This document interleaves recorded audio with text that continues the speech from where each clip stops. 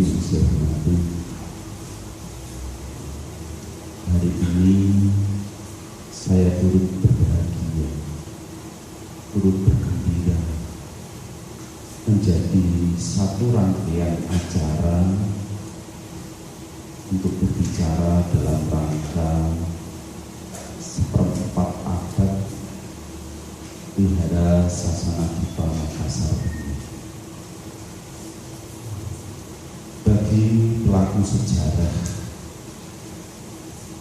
maka akan terasa perjuangannya yang lama itu sampai Wihara Sasana Dipa seperti sekarang ini. Di antara para pelaku sejarah ada yang sudah mendahului kita, sudah pindah alamat.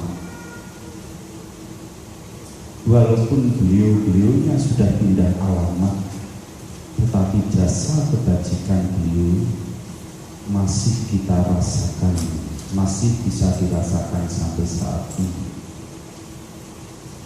Wihara Sasana Dipa semakin megah, semakin baik. Berapa lantai wihara ini? Berapa lantai wihara ini, Bapak Ibu, saudara-saudari? 2 atau 3? 2,5 atau 3? Sebelah sana 3. Saya sendiri tidak berani berandai-andai kapan tempat tinggal saya, wihara yang saya tempati itu 3 lantai, saudara-saudara. Kalau kita melihat sekarang ini Wihara Sasana Dipa 3 lantai, saya mikir-mikir mungkin berapa tahun yang akan datang bisa 7 lantai. 7 lantai menjadi lebih baik, lebih megah. Tapi saya tidak berharap tempat saya sampai 7 lantai, saudara. Mengapa saya tidak berharap 7 lantai? Tempat saya sudah di gunung. Kalau 7 lantai, anggap saja 1 lantainya 4 meter. Berarti sudah hampir 200 meter di atas permukaan laut. Walaupun seperti itu, saya kadang-kala sampaikan kepada teman-teman lintas agama yang datang. Maaf saja saya katakan, maaf ya Pak Kiai, sahabat-sahabat Muslim, sahabat-sahabat Katolik, kiai-kiai langsung itu kiai-kiai hebat. Tetapi semua di bawah saya. Mengapa? Tempat saya di bukit. Ya, yang di Lasem itu kan di kota Lasemnya paling 7 meter, 8 meter di atas permukaan laut. Jadi saya paling tidak 140 meter di atas permukaan laut. Sana 7 meter kan saya paling tinggi, saudara. Saya katakan begini, walaupun hebat-hebat itu kiai-kiai tua, romo-romo tua kalah tinggi dengan saya. Ada umat beda keyakinan yang mengatakan, mosok tuh Bante masih muda, mosok sana itu sudah terkenal. Bante, iya terkenal, tapi kalah tinggi. Coba kamu duduk di sini, berdiri di sini, lihat langsung kelihatan. Tapi orang Lasem lihat saya kecil seperti itu. Dari sini saudara-saudari, kita menjadi besar karena didukung oleh kekuatan yang banyak. Kita menjadi tinggi karena ada yang kecil-kecil, ada yang pendek-pendek. Di awal kita membangun usaha, di awal kita membangun wihara, wah ini teman, ini sahabat, ini keluarga. Makanya ada yang namanya usaha kawan kita, kawan lama, apalagi usaha bersama. Tetapi seiring dengan berjalannya waktu, kalau tidak hati-hati bagaimana saudara-saudari? Kalau sudah maju, sudah berkembang, ada bahaya yang mengintai, ada bahaya yang ada di depan biasanya sudah mulai tidak mungkin. Kalau di bidang usaha, di CV, di PT kan begitu. Waktu belum punya apa-apa rukun, begitu sudah kaya, aneh-aneh saja. Yang aneh itu Bapak Ibu Saudara-saudara, di organisasi sosial, di organisasi keagamaan, mohon maaf, sering kali terjadi perpecahan. Mudah-mudahan di Makassar tidak. Di tempat lain, karena tidak cocok pengurus dengan pengurus mempunyai kemampuan bikin tempat ibadah yang dekat sekali, jalan kaki tidak sampai 5 menit, saudara-saudara. Nama dan alamat ada pada saya. Nanti kalau saya sampaikan di sini membocorkan rahasia. Itu bagaimana? Wiharanya itu yang mirip, kutinya juga mirip, umatnya juga itu saja. Si A itu begitu, si B begitu. Bahkan ada satu pembicaraan begini, oh kalau Bante itu, oh Bantenya sana, wihara itu. Kalau ini Bante sana. Saya sempat juga mengalami hal itu, saudara-saudara. Oh Bante itu kan Bante punya kan di wihara sana, grupnya sana. Lah untuk mengurangi pembicaraan seperti itu, kalau saya datang bisa saya mengisi di wihara satu itu ya saya mengisi, di tempat lain itu juga saya isi. Supaya apa? Tidak dianggap pro sana dan pro situ. Supaya apa? Supaya nyaman. Saya tidak mengerti itu ada masalah. Suatu saat saya sorenya ngisi di wihara satunya, terus paginya ngisi di sana. Saya tanya, itu umat-umat dari wihara satunya itu kalau ada Bante di sini ngirim dana makan enggak? Enggak Bante, kalau di sana ya di sana. Nah kalau di sini ya di sini Bante. Saya pakai cara saudara-saudara. Umat dari wihara sana saya telepon, dana makan siang ke wihara ini ya. Saya sedang di wihara ini saudara. Iya Bante. Saya katakan dengan ibu-ibunya masih hidup. Nama dan alamat ada pada saya. Mosok gitu Bu? Iya Bante. Saya mau lihat Bu, benar tidak? Tapi saya yakin Bu, nanti dari wihara sana pasti ada yang dana makan. Diam aja saya. Padahal saya sudah telepon sana saudara. Ini aja. Begitu siang ada yang dana makan setelah pemberian jamaah di sana. Ternyata dari sana banyak. Saya katakan, loh Bu, katanya enggak ada. Beda Bante, itu dekat orang sana. Sebenarnya ibu itu ya tidak membeda-bedakan. Saya tidak beda-bedakan umat sana, umat sini. Yang datang itulah umat. Yang datang itulah murid. Saya kalau umatnya bermasalah, saya tidak ikut-ikutan bela sana, bela sini. Tidak ada gunanya. Kalau perlu itu dua-duanya dipanggil kasih nasihat. Itu baru benar. Karena apa? Kalau tidak seperti itu, mesti kecap itu nomor satu, kecap jempol, saudara. Tidak ada yang menjelek-jelekan dirinya sendiri. Demikian juga pengurus wihara. Oh saya baik, saya baik. Oh saya baik, saya baik. Semuanya baik kalau mau berbuat baik. Kita semua ingin dikenang. Para pengurus dikenang dengan hal-hal yang baik. Wihara ini dikenang dengan hal-hal yang baik, yang tidak ada permusuhan, yang rukun. Umat di sini rukun-rukun tidak? Bermasalah tidak? Dengan bantenya bermasalah tidak? Bantenya bikin masalah tidak? Umatnya bikin masalah tidak? Kalau saya bikin masalah boleh tidak? Kalau saya bikin masalah boleh tidak Bapak Ibu Saudara-saudari? Karena sudah pegel juga mau bikin masalah juga. Ini loh tempat yang kosong itu diisi. Itu kan bikin masalah juga dong. Ada yang isi? Belum Bu? Depannya Ibu dua ini. Kalau di tempat saya, kalau bikunya bicara seperti itu umatnya maju, Bu. Maaf ya, Bu ya. Keberatan tidak kalau itu maju, Bu?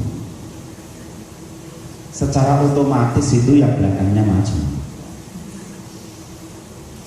Kalau yang ini tadi kan ada ibu yang pakai baju putih itu. Kalau yang bapak-bapak begitu juga bagus ya Pak ya. Bagus ya. Ini kan bikin ulah juga loh. Coba maju diisi saudara-saudari. Kenapa saya sering kali sampaikan hal ini? Karena apa? Saya itu senang kalau lihat umat itu baris rapi. Kalau umat baris rapi dilihat itu nyaman. Beda kalau mencelok sana, mencelok sini, kosong sana, kosong sini. Yang luar saja susah diatur, apalagi yang dalam. Begitu. Maaf Ibu ya. Maaf Ibu ya, maaf ya. Maaf Bu, maaf walaupun ini belum Idul Fitri, saya sudah mohon maaf lahir batin saudara. Coba kalau dilihat sekarang ini, bagusan mana dengan yang tadi? Rapi mana? Nah, pernah tidak ada ibu yang mengatur seperti ini? Pernah tidak? Berarti ini umatnya harus dikasih tahu agak keras, saudara. Diterima syukur, tidak diterima kebangetan. Bapak Ibu, saudara-saudari, ada hal-hal yang membuat kita dikenang, dihargai, dihormati, yang menimbulkan rasa sayang, saling mencintai, saling menghormati antara satu dengan yang lain, tidak menimbulkan permusuhan, tidak menimbulkan perpecahan. Yang ini harus kita jaga, kita rawat supaya umat Buddha itu rukun, damai, tentram, agama Buddha maju berkembang. Di dalam Saraniya Dhamma Sutta, Sang Buddha menyampaikan ada hal-hal yang apabila dipraktekkan, dikembangkan, akan menimbulkan saling mencintai, saling menghargai, saling menghormati antara satu dengan yang lain. Apakah yang perlu dikembangkan itu Bapak Ibu saudara-saudari? Hendaknya mengembangkan cinta kasih lewat ucapan. Berucaplah ucapan yang penuh dengan cinta kasih. Mengharapkan umat-umat maju ya dikasih tahu. Kalau tempat yang kosong diisi bagus, tidak begitu. Saya biasa seperti itu. Atau saya biasanya kasih, kalau pas bulan 7 atau apa begini, ini ada penunggunya yang tidak tampak, tidak saudara. Nanti kan ngomong, oh enggak ada nanti. Apakah ada pantangan kalau yang di depan itu kosong-kosong itu hanya untuk pengurus, untuk makhluk-makhluk yang maha tinggi? Enggak ada nanti. Kalau diisi bagus, tidak. Itu gaya saya ngomong begitu. Supaya apa? Umatnya mengerti. Tapi ya sekarang saya kasih tahu, saya tidak tahu besok minggu depan seperti ini lagi atau kembali ke selera awal. Karena senangnya kan Indomie seleraku gitu toh ya, duduk depan bukan bagianku gitu. Berucaplah dengan ucapan yang baik, tata cara upacara yang baik, bicara yang baik, sehingga tidak menyakiti hati, tidak membuat telinga menjadi merah. Kalau diminta duduk depan tadi, ibu yang pakai baju putih kira-kira sakit hati tidak? Hah? Sakit hati tidak Bu? Oh iya, harusnya bangga. Kenapa? Yang duduk terdepan itu paling depan, kalau ada bagian apa-apa dapat duluan. Tapi kalau ngantuk kelihatan duluan juga. Mau aneh-aneh bagaimana? Tidak enak badannya di depan saya persis, saudara. Mau gerak mau apa ya, menegur dengan teguran yang baik. Kalau perlu bantuan, mohon bantuan, tolong. Selesai dibantu, terima kasih, mengingatkan, maafkan, begitu toh. Itu yang sekarang ini agak-agak sudah mulai hilang. Banyak yang ucapannya kasar-kasar, apalagi politikus itu kalau bikin pembicaraan di media sosial di mana-mana itu tidak nyaman. Kalau diwawancarai juga bahasanya kasar-kasar yang menyakitkan. Cobalah Bapak Ibu saudara-saudari, kalau menegur dengan teguran yang penuh cinta kasih, kalau mengingatkan dengan cara yang baik, dengan bahasa yang lembut, yang tidak menyakitkan, nanti kan dia rukun tuh saudara. Baik di depan di belakang, menggunakan ucapan yang baik, yang dengan penuh cinta kasih, tidak menjelek-jelekan. Wong sama-sama jeleknya. Sama-sama jeleknya loh. Kalau di dalam perenungan itu kan, kalau para samanera mau ditapis itu kan ada perenungan Kesa, Lumanaka, dan Tatakjo. Itu kan ya rambut, bulu, gigi, terus yang lain itu kan sebenarnya menjijikkan. Cobalah kita berbicara yang baik. Kalau tidak bisa bicara yang baik, diam. Diam itu emas. Kalau di Jawa itu diam itu emas. Tapi bicara yang baik, bicara damai itu tak ternilai harganya. Kalau tidak bisa bicara yang baik-baik, diam saja. Pakai bahasa hati saja, pakai telepati saja, saudara. Daripada sekali ngomong bikin orang sakit hati. Perpecahan suatu keluarga, perpecahan suatu organisasi biasanya dari omongan yang menyakitkan hati. Wah, si A jelek, si B jelek, si I ini jelek, begitu begini, aduh. Saya kadang-kadang umat ini waras tidak, jelas tidak. Ini yang pertama. Yang kedua, Bapak Ibu saudara-saudari, mengembangkan cinta kasih lewat badan jasmani. Badan jasmani digunakan untuk berbuat baik, tidak untuk memukul, tidak untuk melukai, tapi untuk berbuat yang baik, untuk membantu, untuk membersihkan wihara, untuk bantu-bantu yang lain dengan cinta kasih, saudara-saudara. Orang kerja dengan cinta kasih dengan orang kerja dengan kemarahan itu beda. Kalau dengan cinta kasih penuh perhatian. Kalau orang marah-marah suruh kerja, cepat sih cepat, tapi masih kotor semua. Mukanya juga dilihat juga tidak enak. Kalau tidak percaya, Bapak Ibu saudara-saudari, kalau marah-marah, coba lihat di cermin yang kaum wanita cantik atau jelek. Kemarin saya barusan kasih nasihat ke pengantin, ada pemberkahan perkawinan di gereja Katolik. Saya katakan, kamu sudah nikah, saling menyayangi, saling menghormati ya. Karena pengantin perempuannya itu saya kenal baik, saya katakan apa? Dari awal dia Katolik, saya katakan, kamu jangan cemberut saja, jangan ini apa ngambek saja. Ya ngambek Bante. Saya pesan dengan yang laki-laki. Kalau ngambek kasih tahu Bante. Oh, kalau ngambek gampang Bante, saya ini gampang. Ini obatnya apa? Kasih aja ini gambar proklamator, satu gepok nanti senyum Bante. Menggunakan badan jasmani, menggunakan badan ini untuk berbuat baik, kasih bantuan, kasih dukungan. Daripada dipukul lebih baik dirangkul, begitu ya. Demikian juga yang berkeluarga, daripada dipukul kan lebih baik dirangkul loh. Jangan sampai umat Buddha antar pengurus berantem pukul-pukulan seperti tempat lain itu ada yang sampai disetrum. Antar pengurus tidak cocok begitu, sampai urusan ke pengadilan. Kalau umat Buddha Makassar begitu, saya takut beneran. Saya awal ke Makassar mungkin hampir 14 tahun, 15 tahun yang lalu, saya itu terus terang takut. Karena apa? Makassar terkenal apa saudara-saudari? Demo. Bolak-balik kalau baca berita itu Makassar kan demo, bolak-balik demo. Saya lebih takut lagi perjalanan dari bandara itu, lihat rumah makan ada tulisan sop saudara. Wah, saya deg-degan. Wah, orang Makassar benar-benar deh itu sop saudara deh.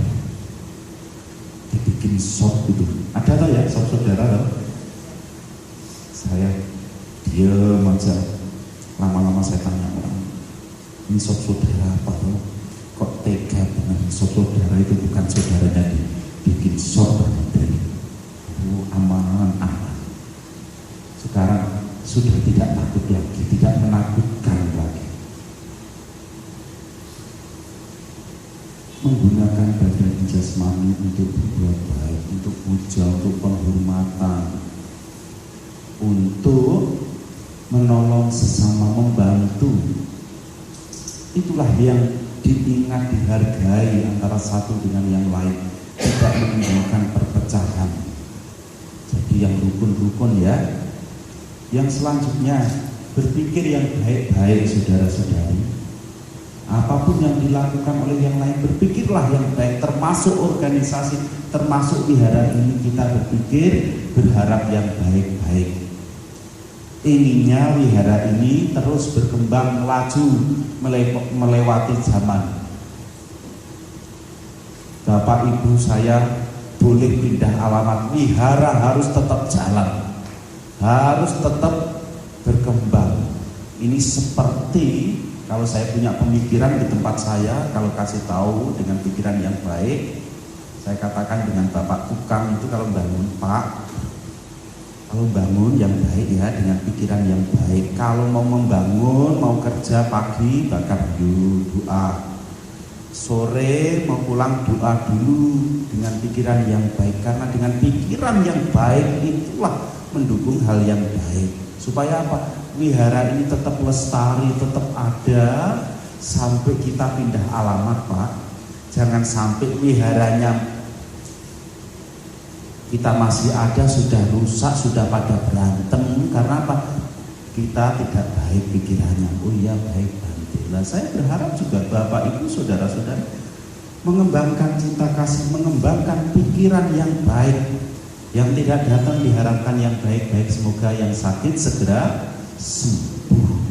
Semoga yang bermasalah segera selesai masalahnya. Semoga yang tidak baik segera tobat.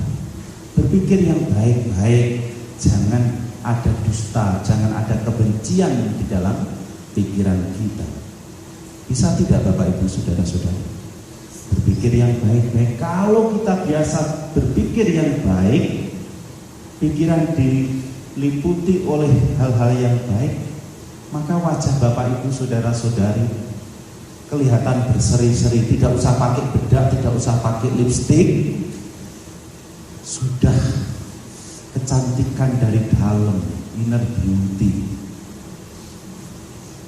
Tidak usah beli bedak, tidak usah beli lipstik, tidak usah pakai apa pemerah ini namanya apa di sini? Ya pokoknya begitulah Bante, nggak ngerti kok ya. Kalau Bante itu kalau pas mau purnama mesti ininya tambah bersih loh saudara. Tidak usah pakai yang aneh-aneh dan dicari. Nah Bapak Ibu saudara-saudari kalau pikirannya baik, orang juga akan merasa dekat, akan merasa nyaman dengan kita. Yang lain juga demikian. Coba kalau pikirannya penuh dengan kebencian, kemarahan, tidak enak, apa yang di dalam begini keluarnya kan, mukanya dilihat kan tidak nyaman toh ya. Sadar tidak Bapak Ibu saudara-saudara? Pernah marah-marah tapi tidak bisa keluar kemarahannya. Hanya anak kok begini, teman kok seperti ini ya, pengurus biara kok begini ya, bantinya ceramah kok begini. Tidak bisa dikeluarkan apa? Mukanya kan jadi kusut toh. Pernah tidak Bapak Ibu saudara-saudari? Kalau saya terus terang pernah. Kalau kasih tahu anak wihara, kasih tahu umat, bolak-balik kasih tahu, berandal saya gini. Akhirnya apa? Kamayoni kamabahan. Aduh.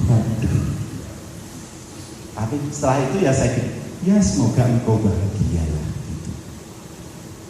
Mengembangkan cinta kasih lewat pikiran. 3 sudah disampaikan. Kurang berapa? kurang 3 lagi. Masih bertahan untuk mendengar ya? Masih bertahan atau cukup sampai 3 saja? Lanjut ya. Yang keempat, Bapak Ibu, saudara-saudari, supaya kita itu rukun, damai, tentram, tidak ada permusuhan, hendaknya mau berbagi, tidak dinikmati sendiri, tidak dikuasai sendiri, tidak dikerjakan sendiri,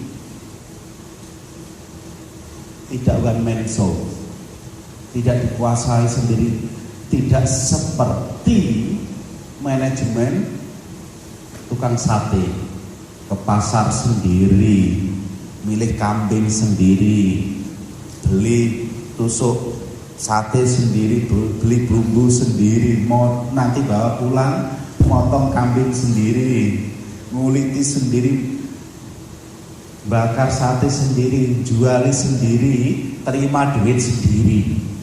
Capek tidak kalau begitu? Capek. Nah, organisasi itu berbagi. Ada yang jadi ketua, ada yang jadi sekretaris, ada yang jadi bendahara, ada yang jadi ketua yayasan, ada yang jadi pengurus harian, ada yang jadi pemimpin, ada yang dipimpin, ada yang ceramah, ada yang diceramai.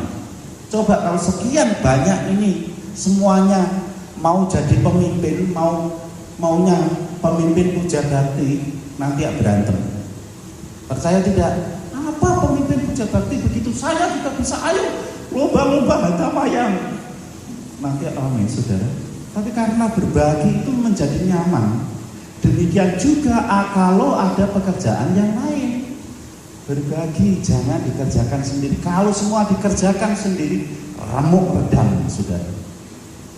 Kalau ceramah sendiri, mimpin sendiri, cari dana sendiri, balesi surat sendiri, bersihkan wihara sendiri, ngurus bante sendiri, ini banteku, ini idolaku, remuk tidak? Capek saudara, benar-benar capek. Maka berbagi. Kalau Sang Buddha sampaikan, seandainya setiap makhluk mengerti seperti tata gata manfaat dari memberi, maka setiap makhluk itu tidak akan menikmati apa yang dimiliki sebelum berbagi, walaupun itu sesuap 2 suap makanan. Saya itu ngerti umat mau berbagi atau tidak, umat itu serakah atau tidak usah lihat yang jauh-jauh, tidak usah baca pikiran umat-umat, cukup lihat makanan yang enak-enak banyak, nanti umatnya dipersilahkan makan. Nah, kalau umatnya tidak mau berbagi bagaimana? Umatnya serakah bagaimana? Ngambil banyak-banyak, tidak mikir yang belakang. Kalau yang gratis-gratis gitu, mesti ambilnya banyak-banyak. Beda kalau di rumah makan, karena bayar ngambilnya sedikit-sedikit. Benar tidak? Kadang-kadang ya, suatu acara, tamu belum datang, sudah pada berdiskusi. Ini senangnya suami saya, ini apa kesukaan anak ini. Itu ada yang begitu. Di satu tempat di sini tidak ada, di sini makmur, baik semua. Tapi tempat lain itu ada. Sampai saya dapat laporan, Bante itu yang untuk Bante diambil umat-umat Bante. Ya mungkin mau jadi makhluk peta sudah. Ada itu. Saya jadi ketua panitia Pak Baja itu bolak-balik. Jadi ketua panitia Pak Baja itu bolak-balik saudara. Mungkin ada 8-9 kali, mungkin hampir 10 kali. Itu kalau makanan itu biasanya kan ini apa? Bergilir dari yang tua sampai yang muda. Kalau yang enak-enak, yang tua ambil banyak-banyak. Begitu yang paling akhir, dapatnya cuma kuahnya saja. Bolak-balik begitu saya gini. Pakai cara apa ini ya? Kok tidak mau berbagi? Diajari Sarania Dhamma Sutta kok tidak mudah ya saudara. Yang tua ngambil banyak-banyak, tidak mikir yang paling muda. Saya ubah sekarang dari yang muda ke yang tua, ternyata sama saja. Saya sampai saya aduh Saya tahunya itu biasa dulu itu belakangan. Dapat cerita itu kalau dapat daging apa Bante, sana cuma dapat mati. Akhirnya apa? Saya minta tolong ibu-ibu yang bantu. Di sana dibagi segini, ini bagi gini ya. Iya Bante. Akhirnya apa? Tidak jadi masalah. Ya memang orang ya begitu itu. Maunya kalau yang enak-enak lupa diri, padahal yang lain juga pengen hidup. Di dalam organisasi juga harus begitu, harus berbagi ya. Yang jadi ketua siapa, yang jadi sekretaris siapa, yang jadi bendahara, yang jadi tukang bersih-bersih siapa, di sekretariat siapa, begitu. Di perusahaan juga begitu, di rumah tangga juga begitu. Berbagi kerjaan, di rumah juga berbagi kerjaan ya bapak-bapak. Bapak-bapak yang di rumah tidak punya suster yang bantu-bantu di rumah, mau bantu-bantu nyapu-nyapu enggak? Bapak-bapak.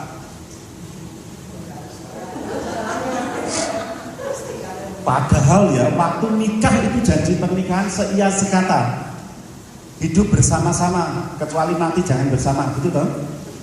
Kerjaan dibagi rata, gitu toh. Tapi nyapu katanya urusannya ibu, ngomong anak ibu, masak ibu, cuci siapa? Yang biasa nyuci baju siapa Pak? Wah bapak-bapak ini nyaris tak terdengar. Ada mesin. Nyetrika ibu. Gitu bapak-bapak ini kaum laki-laki paling sering komplain. Saya capek ini kerjaan banyak. Di rumah itu kerjaan paling banyak siapa? Siapa? Benar. Ibu itu begitu bangun, kucek-kucek mata itu sudah mikir masak, nanti nyuci, nanti apa, bersihkan rumah. Bapak bangun kucek-kucek mata, tanyanya apa? Kopinya mana Bu? Ada yang bikin kopi sendiri? Waktu saya kalau ngomong begini, bapak-bapaknya gini, wah Bante nguliti bener-bener lah. Berbagilah Bapak Ibu saudara-saudari, berbagi pekerjaan, berbagi beban, berbagi masalah juga, jangan bikin masalah juga. Kalau kita mau berbagi makanan enak dimakan bersama-sama, tidak enak jangan dimakan, kan enak lah ya, nyaman. Ada pekerjaan dikerjakan bareng-bareng, tidak menjadi beban. Berat sama dipikul, ringan sama dijinjing. Enak dirasakan bersama-sama, tidak enak dihindari bersama-sama. Nyaman tidak? Nyaman, tidak menimbulkan iri, dengki, kemarahan. Coba kalau semuanya dikerjakan, wah dia itu kalau apa-apa ya memang dia, yang lain apa cuma nunut saja, tidak nyaman. Ini harus dimengerti, harus mau berbagi. Besok minggu depan siapa yang mimpin Puja Bakti? Sudah ditentukan belum teman? Sudah ada jadwalnya. Ya itu artinya apa? Berbagi, tidak romo lagi deh ya.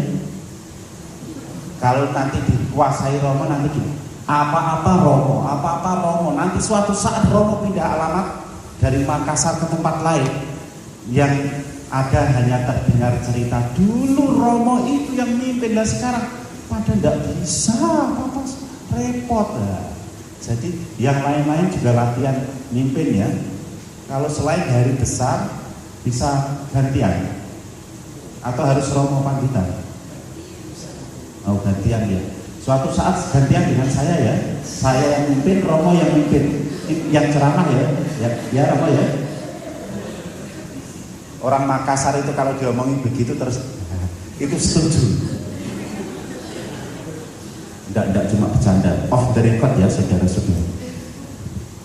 Yang selanjutnya supaya rukun, kita harus mempunyai moralitas yang baik, mempunyai sila perilaku yang baik, baik berdiri berjalan penuh dengan perhatian.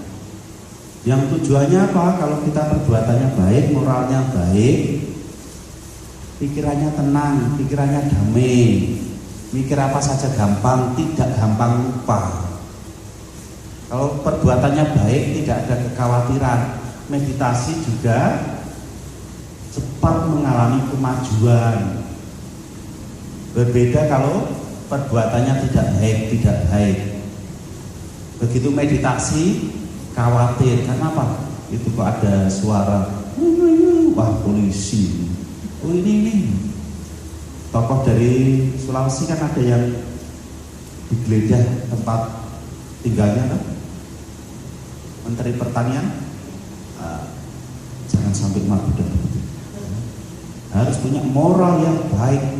Diri sendiri ini tahu melakukan apa saja. Jangan berpikir, oh aman berbuat jahat itu aman, orang lain tidak tahu. Dirinya sendiri dianggap tidak manusia.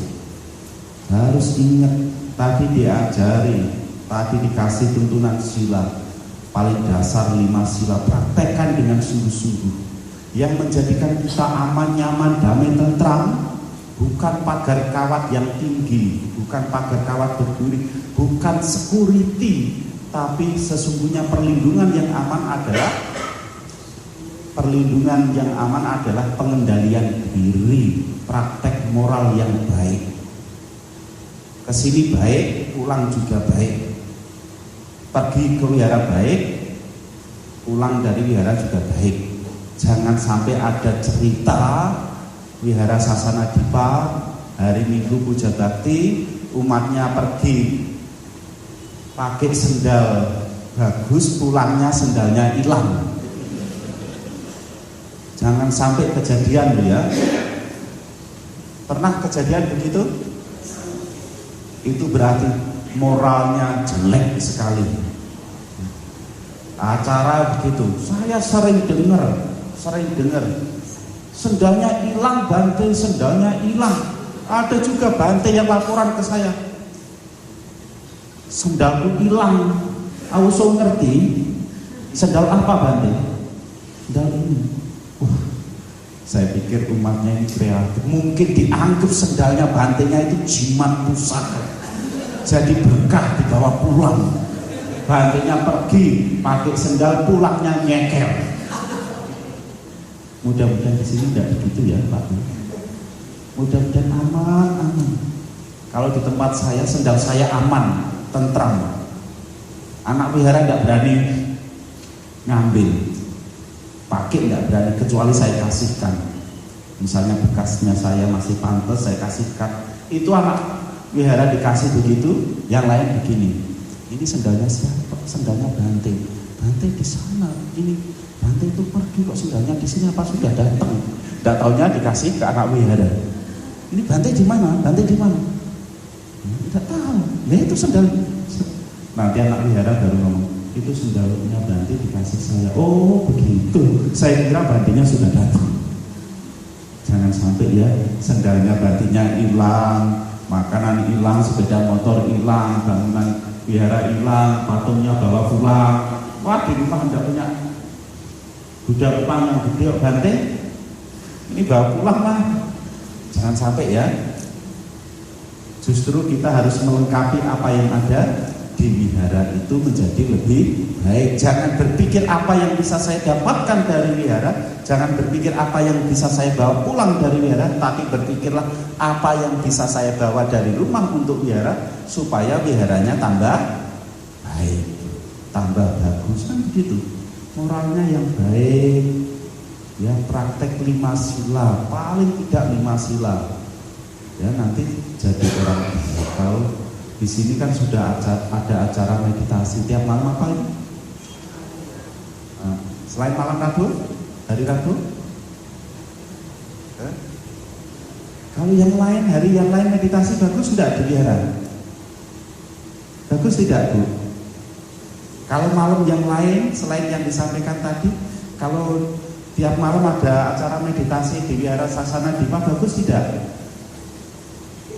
Romo, bagus tidak Bu? Bagus ya? Bagus tidak Bu? Ya, ibu yang di belakang yang paling datang paling belakang, kalau tiap malam ada acara meditasi di wihara Sasana Dipa, bagus tidak Bu?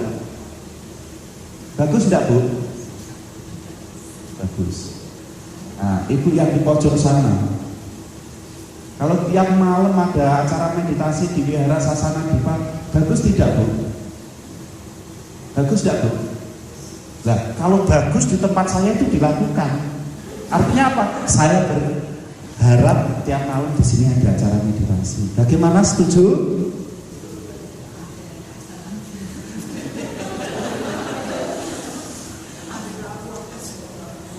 Wah, ini umatnya bisa-bisa takut dengan saya loh ya. Wah, awas kalau Batin ya dulu datang nanti diuber-uber duduk di depan suruh meditasi di wihara tiap malam. Jadi kalau ada Batin ya dulu ngumpet aja begitu? Enggak lah ya. Berbuat baik, melakukan hal yang baik. Selanjutnya mempunyai pandangan yang benar. Yang sesungguhnya apapun yang kita lakukan, apapun yang kita kerjakan, pemikiran apapun itu tujuannya adalah untuk mengakhiri penderitaan, untuk terbebas dari penderitaan. Kalau semua itu dilakukan dengan harapan terbebas dari penderitaan, terbebas dari kekotoran batin, maka tidak ada hal-hal yang buruk. 6 hal itu kalau dipraktekkan dengan sungguh-sungguh bagaimana? Nyaman, damai di atas bumi seperti di surga. Jadi bertahan di bumi ini. Tetapi kalau 6 hal itu tidak dipraktekkan dengan sungguh-sungguh, di bumi seperti di neraka. Pengen di bumi, di atas bumi seperti di surga, atau pengen di bumi seperti di neraka. Nah, mau masuk surga? Mau sekarang? Harus tahu itu ya saudara-saudari, harus mengerti, harus paham. Jadi lakukan hal yang baik. Kalau semuanya itu 6 hal itu, 3 saling menyayangi, saling menghargai di depan, di belakang, di mana saja. Yang selanjutnya adalah berbagi, yang selanjutnya lagi mempunyai moralitas yang baik. Yang keenam itu praktek kebijaksanaan. Apapun yang dipikirkan, apapun yang dikerjakan itu nanti pada akhirnya mengakhiri penderitaan. Maka organisasi apapun itu damai. Damai di bumi, damai di surga, di mana-mana damai, nyaman. Pengen tidak Bapak Ibu saudara-saudari? Mempunyai keinginan seperti itu tidak? Jadi kalau di wihara merasa seperti di surga, maka umat-umat itu merasa nyaman di wihara, tidak ingin cepat pulang. Diceramai lama juga tidak. Bante ini kok tidak selesai-selesai saudara. Nah, kalaupun ada kegiatan di wihara belum selesai, tidak pulang, kan nyaman. Coba kalau di wihara seperti di neraka, cepat-cepat pulang gak ya? Sudahkah wihara ini seperti rumah kita, seperti Brahma Wihara, tempat kediaman luhur yang sesungguhnya kita merasa nyaman, damai, tentram di wihara ini? Sudah belum? Sudah belum Bapak Ibu saudara-saudari? Saya tidak usah bertanya sampai 4 kali. Kalau sampai 4 kali itu kebangetan. Wong Sang Buddha saja kan kalau bertanya pada para biku kan sampai 3 kali, sampai tatiampi toh ya. Nah, umat itu nyaman tidak di wihara. Saya tidak usah baca pikiran Bapak Ibu saudara-saudari. Kalau selesai acara Bapak Ibu saudara-saudari cepet-cepetan pulang, berarti Bapak Ibu tidak nyaman di wihara. Benar tidak? Nah, nanti mau buru-buru pulang itu tetap di sini. Nah, itu aja ya. Jadi kalau 6 hal itu Saraniya Dhamma Sutta itu dilakukan dengan sungguh-sungguh, maka persatuan, kesatuan, kedamaianlah yang diharapkan, bukan perpecahan. Semogalah dengan hal ini Bapak Ibu saudara-saudari, wihara Sasana Dipa Makassar ini semakin maju, berkembang. Tidak hanya ulang tahun ke-25, saya berharap tahun depan masih ada, tahun depan masih ada. Kalaupun kita semua sudah tidak ada, masih ada ulang tahun yang selanjutnya, generasi selanjutnya. Demikian yang perlu saya sampaikan. Semoga setelah mendengar menjadi mengerti, setelah mengerti menjadi paham, setelah paham menjadi jelas, setelah jelas praktek, supaya kita rukun, damai, tentram. Akhirnya yang ditunggu-tunggu, yaitu saya harus menyampaikan Sabisata Bhawantu Sukhita.